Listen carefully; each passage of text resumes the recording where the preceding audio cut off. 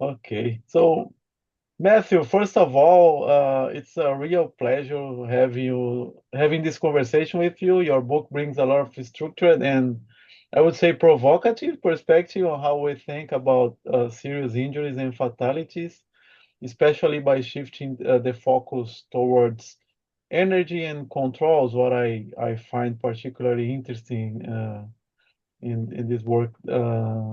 Bringing new tools to the game, it's always a challenging trying to solve safety issues everywhere. And I have the book here. I don't know if you guys can see, That's but great. yeah. And so I want to thank you so much about it. And I want to start giving you the opportunity to introduce yourself. Mainly of the viewers going to be in Latin America and Brazil, so probably they don't know much about you and your work. So I think it's useful to talk a little bit about it. Sure. Well, first of all, thanks for having me on, having a conversation with me, giving me a chance to introduce myself to a newer region of the world for me. So, as a matter of introduction, I'm a professor at the University of Colorado. That's where I sit right now. University of Colorado is a major public research institution where we teach and we do research. And I've been here for almost 20 years. I'm a civil engineer by training, so don't hold that against me, but I'm an engineer kind of through and through, although I haven't done proper engineering in a really long time. The That is same my here. background. Yeah, I'm safety now. And I mean, there's engineering components, and I think probably my engineering background comes through in the work that you see in terms of energy and controls. A lot of that thinking comes from engineering. Um, and way back, my career, I guess, began working as a laborer in construction. I also took a bunch of vocational classes. I'm a first generation college graduate, so I come from the trades, and that's kind of the life I know, and hopefully that shines through in some of the work that I do in the academic sense. But after going through and finishing my degrees, I started as a professor here at the University of Colorado. I study safety. And then more recently, in the last 5 years or so, maybe a little more, last 7 years so of my career, I've started and now run a research consortium known as the Construction Safety Research Alliance, the CSRA. And that this group is an industry academic collaborative.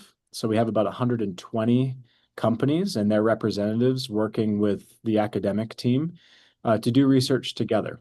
And it's a pretty cool model because, the industry knows the context and the problems and the real world. And our team at the academic side, we know how to do valid and reliable research.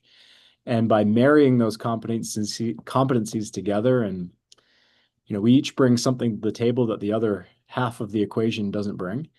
And yeah, we do our work together. So a lot of what you see in the book and a lot of the work that you see out of the CSRA is done through that model. So has scientific rigor, but also has practicality baked into the process of creating it.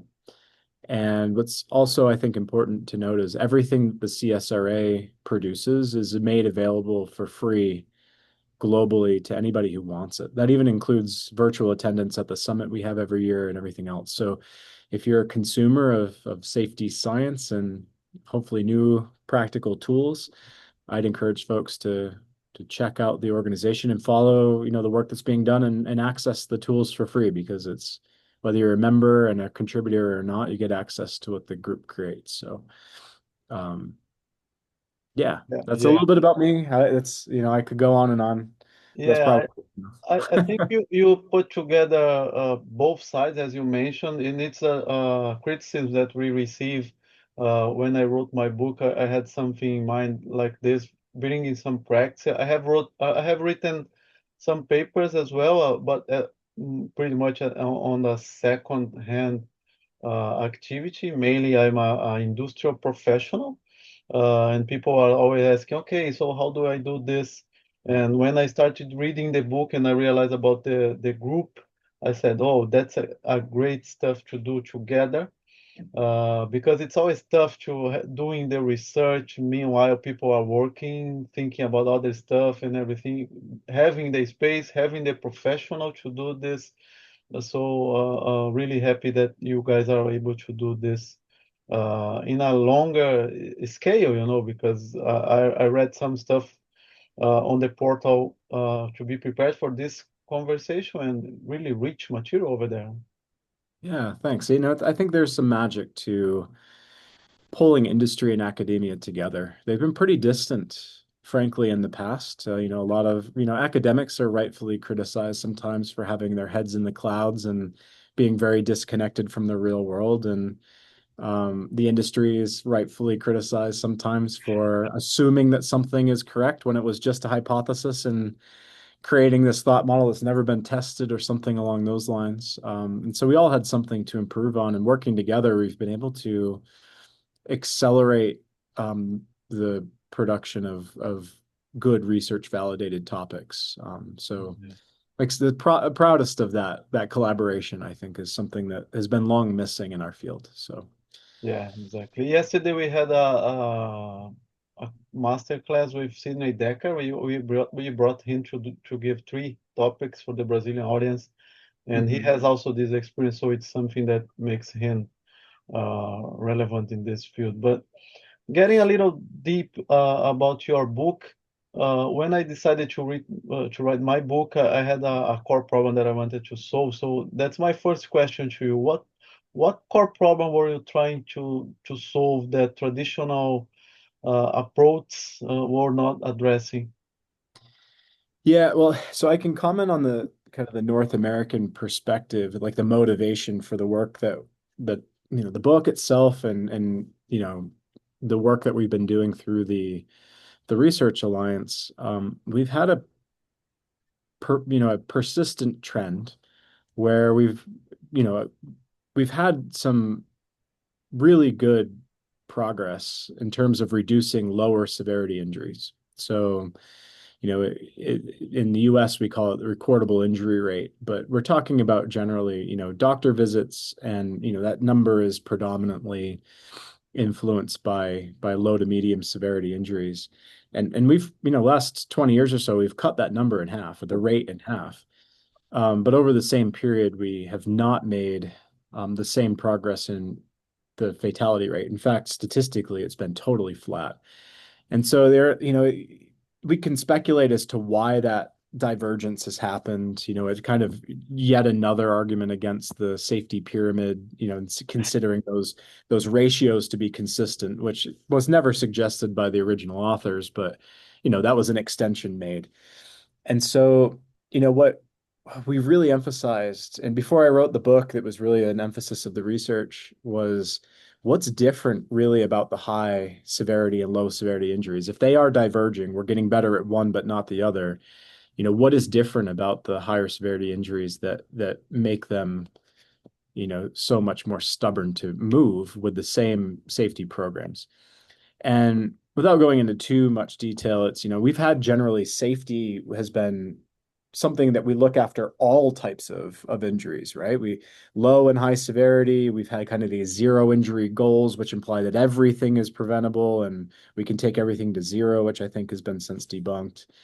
Um, but it's kind of like this one safety for all, and we keep putting more things into that bucket. But part of the research framework was how, if we're going to really tackle this serious injury and fatality trend that's been flat for a while, what do we need to do differently? And how do we have more focus on the types of causal factors that lead to those serious injuries and fatalities? And so that's where some of these topics you see in the book, high energy hazards, for example, and the control of those hazards and what makes an adequate control, and how do we consider some of the human factors, all relate to this idea of, it's the high energy hazards and the control of them that differentiate high and low severity injuries. And the book dives into the knowledge behind that, how to focus in that way, and then how to integrate that knowledge across the safety system, the activities we perform every day. So that's kind of the motivation and really the emphasis or the through line of the book is controlling high energy. And I guess, academically and theoretically, a problem that I was trying to solve was we've started to make some pretty good progress in how we think about safety and thinking about the complexity of the way businesses work and how safety emerges. But we've often imposed that same complexity theory on how hazards need to be managed. And the reality is, as an engineer saying this is, the mechanisms of damage, physical damage to a structure or physical damage to a body are not terribly complex. The energy releasing contact of the human body is very much a predictable outcome. How controls fail and how controls are installed in the culture that exists organizationally is nonlinear and complex. And so those two things can marry together very well. And I found that the hazard mechanisms and the focus areas were missing from that conversation. So that's where we focused. Yeah, that's interesting because like when I was discussing when I am discussing hop or any other new what we call new view to others, mainly to high level C-level people, they think it's obvious, they think it's clear. And it was the same stuff when I read the title of your book. I said, hey, this make a lot of sense because energy it's clear to everybody that energy is the source of the damage. So that was the reason that made you choose energy as a central organizing principle for safety. I think the work that I've done, I almost say gravitated to energy. That's a bit of a bad pun. I've always, had an affinity for energy because if you boil down engineering and we think about what, engineering is at its essence, in many respects, it is how, in civil engineering where I come from is, how do we design structures to be able to withstand the energy that they are subjected to, whether it's an earthquake shaking a building, the snow loads here in Colorado that we have on our roof. It doesn't really, I mean, it's all resisting forces and energy transfer. And the thing I've always found very satisfying about the energy concept is it explains the mechanisms of physical harm. And I think we use terminology like hazards and control and safeguards and capacity and some of these other things in very ambiguous ways. Yes. And and I think when it comes to the front line, it doesn't often serve them very well to say, safety is capacity. Like, all right, theoretically, that's very interesting, but hey, look, if I'm welding, I don't want to hear about that. I want to know what is it that can cause me harm and what do I need to do about it? Right? Now, the organization has to think about resilience and capacity, et cetera, Yeah. but a frontline employee needs to figure out how do I use that energy to get work done without that energy coming in contact with me, and what layers of protection are enough? And Good. everything else is great theory and organizational behavior, but I need to be able to do that really well. So, the concept of energy has always been very satisfying to me because it is very much in line with, engineering principles. And that's kind of what I grew up with is the field work and engineering. So it's satisfying to me. So do you think this is the main change when we do when we shift from incident-based thinking to energy-based thinking, this kind of clear message to the frontline operators, frontline workers? Yeah, I mean, I think it's a way to align the understanding and monitoring of conditions with incident outcomes. So, for example, we don't always want to be reactive and look at incidents. And what the research shows, and a lot of effort has been put into, is, can we learn more deeply from the conditions that people are subjected to on an ongoing basis instead of waiting for the rare and oftentimes relatively random incidents to occur. And so, if you think about the kind of the energy framework, it's saying the proximal cause of a fatal or near fatal injury is the transfer of significant energy from the work environment to the person. And so if I want to go to that next layer out and say, what are the conditions, instead of looking at instance, I can look at where are my significant energy sources and to what extent are my employees protected against those. And that's what I'd want people planning for and checking, et cetera.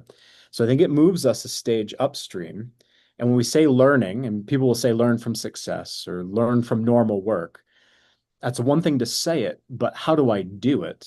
I think energy-based safety gives you a framework to say, I want to learn about why that particular energy source was controlled, success, and why this other high energy source is not controlled. And that's learning from, the micro failures in normal work. So I think it gives a framework to initiate some of those things that we've talked about for a long time in terms of, some of these principles. And yeah, that's the movement back from incidents to conditions and then into the system from there. And do you think this somehow shift change on how we understand the causation in safety? That is a main point of discussion everywhere. Usually it falls off the behavior of the people, the last one to touch something that goes wrong. Do you think there is an option for us to understand better the causation if we think on the energy control? I think so. We know what I think it helps with is I think it helps with a better starting point Yeah. to that conversation. So I think very quickly we move from in our learning activities into abstraction of like what are all of these, there are messy and complicated and intertwined elements within an organization and the people who work for it. There are all these sociological factors that take place. I think when we start our learning activity, we need to start with with something precise. And so, what's satisfying to me is if I look at an incident, I could say, well, what was the energy source that caused harm? Was it, what was the control that was in place or was missing? And then we can work back and say, in this particular circumstance, why did that happen? And where I actually like going instead of to the incident is say, well, if we're monitoring our work and we go to the conditions, instead of why was Hugo, injured by that energy source, I could say, well, what energy sources are we controlling right now? And look at the trends across those. Like, why aren't we doing a better job of, protecting our employees from heavy mobile equipment? I don't need to wait for somebody to be run over by a piece of equipment to be able to start learning from those trends. And so I think it gives us a more productive starting point to learning activities where, in one regard, we're responding to incidents. I think we can be much more proactive in learning teams and other things around the trends in our energy control. What are we good at and why? What are we not so good at and why? And how do we get better? Would be where I'd say it kind of changes the emphasis. But we still have to deploy all of those really good learning techniques that we've learned over the years to that problem. This doesn't solve that piece, but I do think it gives us a better starting point. Yeah, well, something that always pops in my mind is that I think the whole concept of SIFs makes a lot of sense, but usually the the bosses, the power controls of the companies, they only remember about it when something bad happens. Mm. Why I say this? Because in average, in day-to-day activities, they are really concerned about everything, avoiding everything, you know. And then I think your idea put on in the book is clear because you set up pretty much your book is a consultancy company. You teach everything from the beginning, how to identify the energy, using the energy wheel. How do you classify what is a CIF or not? So, do you think this can be a problem to implement this methodology? Is convince the higher sponsor of the company that to reduce SIF, we need to focus on SIF somehow. Mm. Yeah, I mean, I've been thinking about this a lot because the reality of I've been referring to this sort of as there's two safeties. Yes. There's not one, right? And safety, like one group of safety, kind of the system A thing, is these lower severity injuries that drive things like recordable injury rate or whatever injury rate you're talking about. But, generally, I'll use my own speak, the recordable injury rate. Yeah. Then you have this other group, or the other type of injury, which are these catastrophic events, a fatality, for example. And one of the provocative questions I ask, and some people don't like this question. I say there are no bad questions, right? But even a reflective question is, how many of those lower severity injuries would we trade for one life? And wouldn't ask that of the front line, but if you ask that of the board members who decide how resources are allocated, the way they're allocating resources implicitly answers that question because those two things are managed differently. They're not managed through the same system. What I need to prevent myself from tripping is not the And same thing as what I need to prevent somebody from entering in. usually the answer that the data shows is different from the words tell us, right? Very different. One's about control and systematic identification. The other's more about operational discipline. Am I going to be aware? Do I have my eyes on path and other things? Yeah, So, organizationally, I think what happens is if you're a hiring client, you have a lot more freedom to say, I'm going to focus in one area or the other, or balance them in proportion. I'm not advocating don't pay attention to low severity injuries. I yeah, think you still need to, but I don't think it's a good idea to provide too much emphasis there that's disproportionate and draws energy from the other group. So I think hiring clients have a lot of flexibility, but contractors don't, not in the current business environment. yeah. So if you're a contractor and you say, I'm going to not worry about recordable injury rate, that's a bad business decision because You if won't be you a if you let that contractor number grow, anymore. you're not going to get work, right? But you can look at it in the company as one is a moral obligation, preventing somebody from being fatally injured. It's your license to even be in business socially. The other is good business. If you do a good job of case managing and other things and you drive that number down, then you'll win more contracts.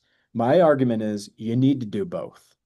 Yeah, And for ages, we've been so obsessed about the recordable injury rate that we've put our time and energy there and case managed that part of safety. And clearly it's worked here because we've cut that injury rate in half.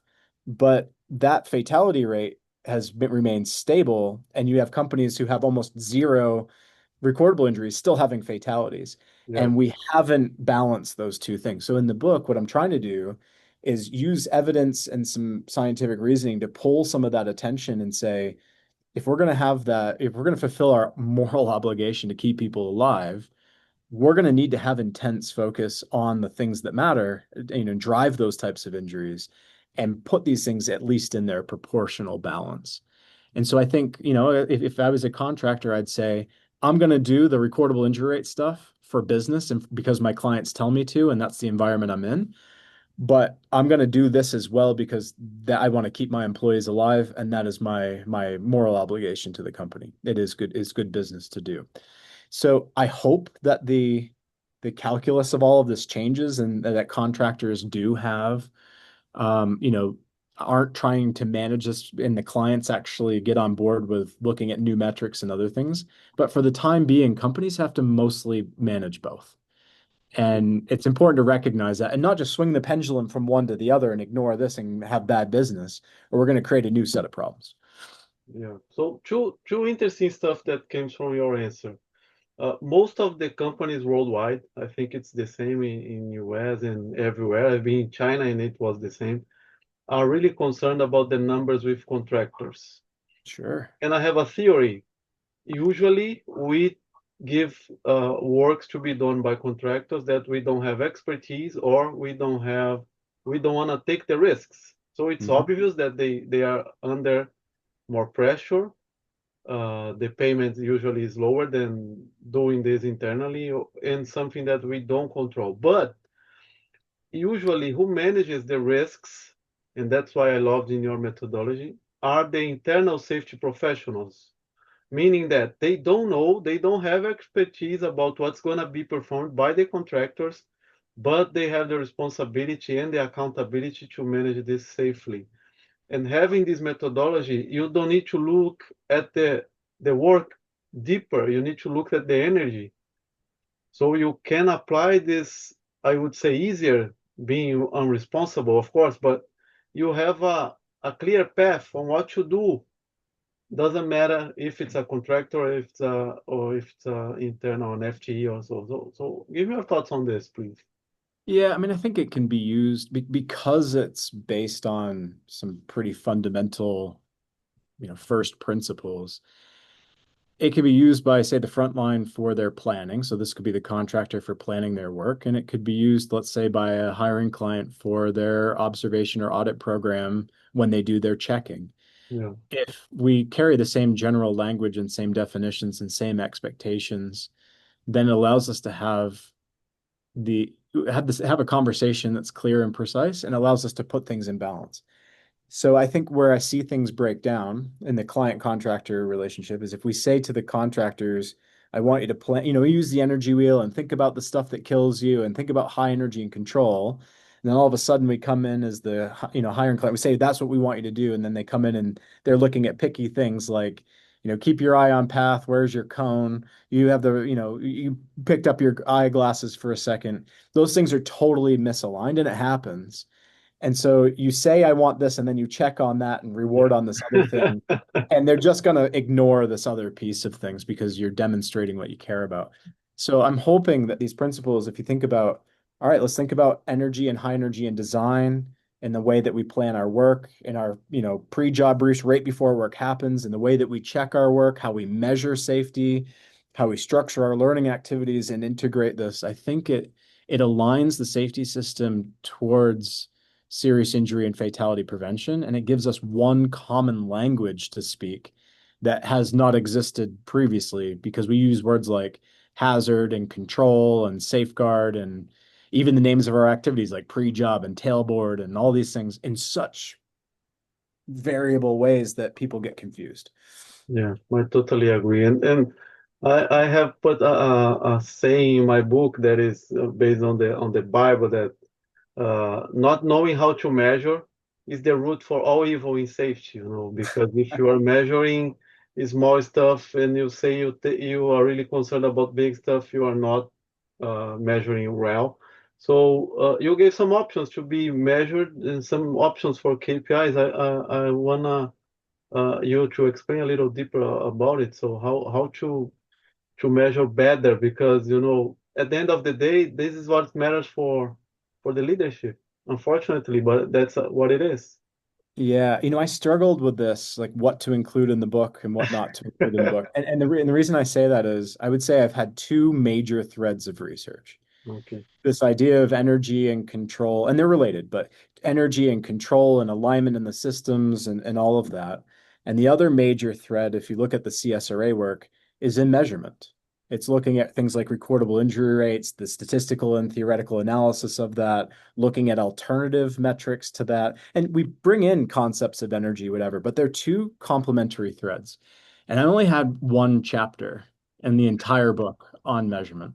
And that was intentional because, measurement deserves its own Yeah. full resource, right?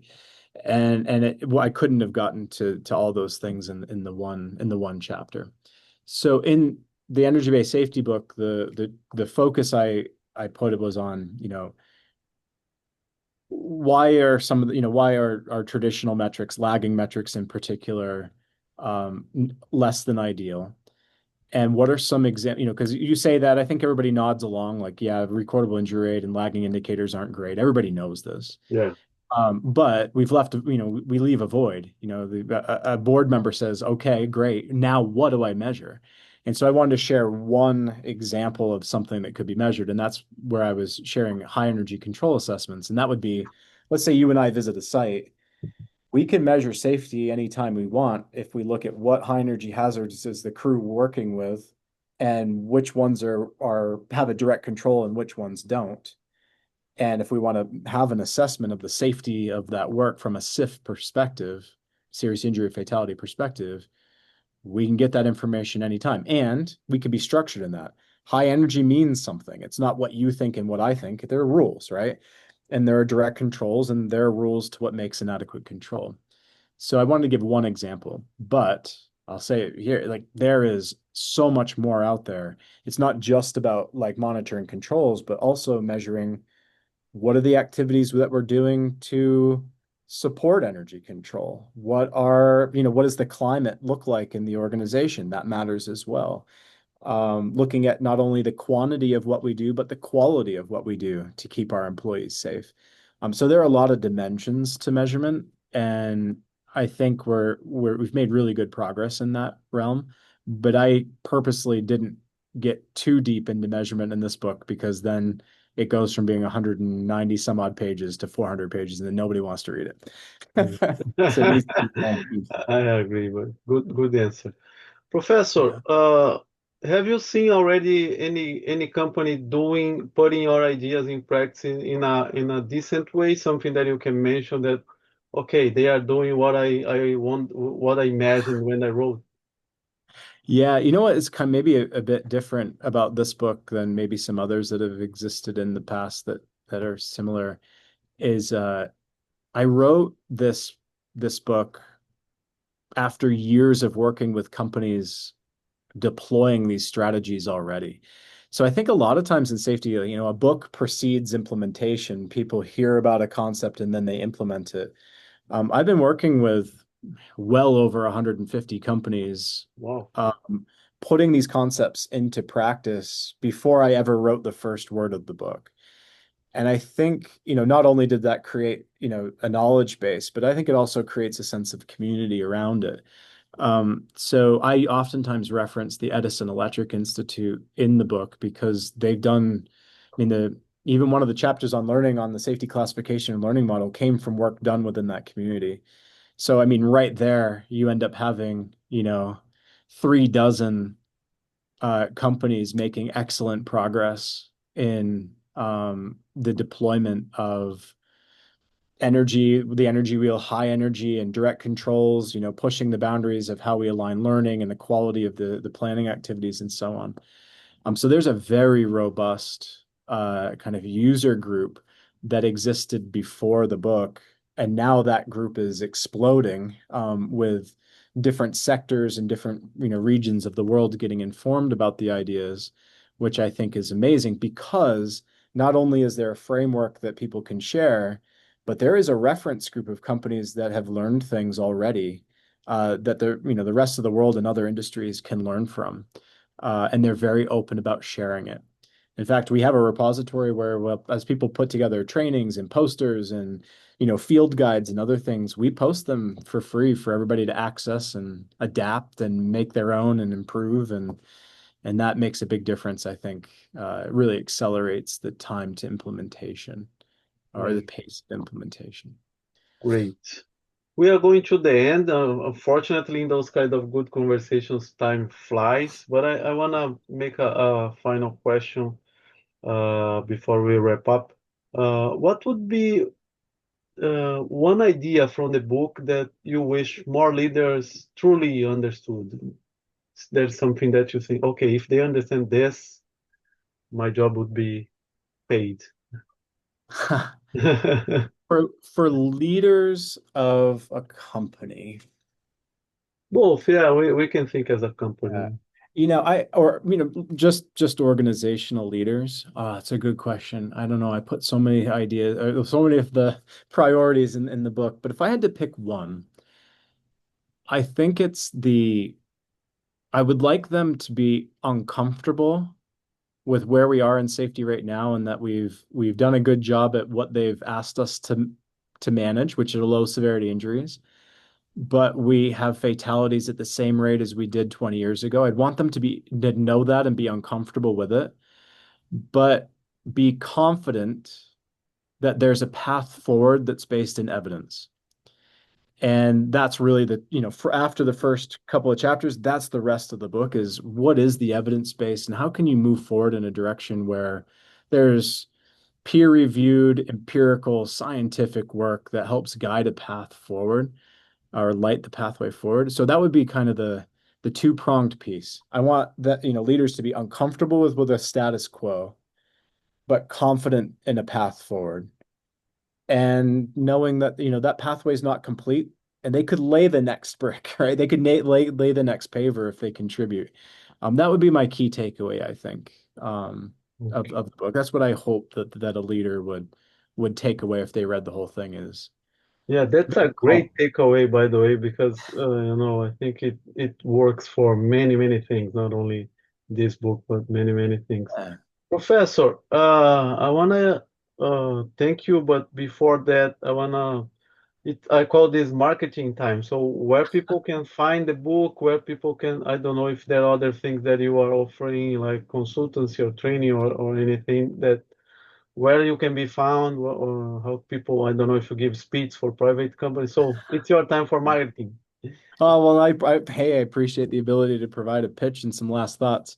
The first thing I'll mention is the book is available. So it's energy-based safety. If you search that and you search my name, yeah, uh, a scientific approach to preventing serious injuries, fatalities. If you search that on the web, you'll get to the publisher, which is Taylor and Francis, or you'll get to Amazon, which is or any other outlet. Something I hope that people know is that all of the author proceeds are going to a scholarship fund at the university. So this was a, collective team effort in creating the knowledge that the book is based on. And I want to support the next generation of science, safety scientists. So it will go into a scholarship and fellowship fund for the next generation. So I'd encourage you, any book that you buy is going to support that. The publisher gets their piece, but the students get the rest. Great. In terms of like assistance we provide, I have a small but mighty team of folks who on demand will provide training or advising for companies as they're going on this journey. I do a bit kind of more in the keynote address type of thing. And I have, phenomenal colleagues who some of them have the academic knowledge, others of them have actually gone through this journey and have the the scar tissue to talk about of like what works, what doesn't, what are the pitfalls, et cetera. And people can get a hold of us to help. We don't really do much marketing or advertising at all beyond having a website, but the group is safety function, and we only respond to industry needs. So if you have a need, you can reach out, and we'll see if we can help you. And as always, go to the CSRA, the Construction Safety Research Alliance, and all the knowledge we create is available for free. So browse, grab stuff, use it. That's what it's there for. Perfect. I love the book in the beginning. Now I like it even more because Thank all those books, those three books that I wrote, one by myself and two others with friends, we never get one dime from them. Everything was donated. So I think you. That's awesome. safety is a really great purpose for doing those kind of stuff. So It thank you, is. Professor. It's been a pleasure having you with us, and we'll be in touch. The pleasure's all mine. Thanks for creating the platform to have these conversations. I hope it helps some folks.